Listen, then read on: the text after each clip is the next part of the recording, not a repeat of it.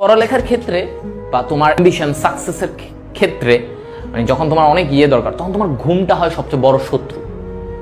আর তুমি বলতেছো ভাই ঘুমাইতে মানা করতেছেন আপনি। নো, আমি তো এটা বলি নাই, অধিক ঘুমাইতে মানা করতেছি। বুঝছো?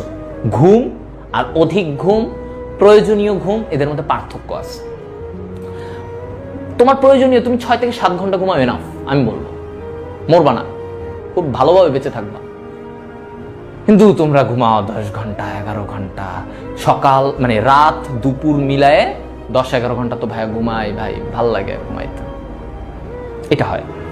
তো এই 10-11 ঘন্টা এই যে যারা এরকম বেশি ঘুমায় লাভ হয় না। আমার অ্যাডমিশন টাইমে, আর আমি এটাও বলবো ক্রুশিয়াল টাইমে মাঝে মাঝে তুমি যদি কমও ঘুমাও কোনো সমস্যা নেই, এটা অল্প সময়ের জন্য। এখন লং টার্ম যদি তুমি কম ঘুমায় থাকো এটা তোমার জন্য, শরীরের জন্য অবশ্যই খারাপ।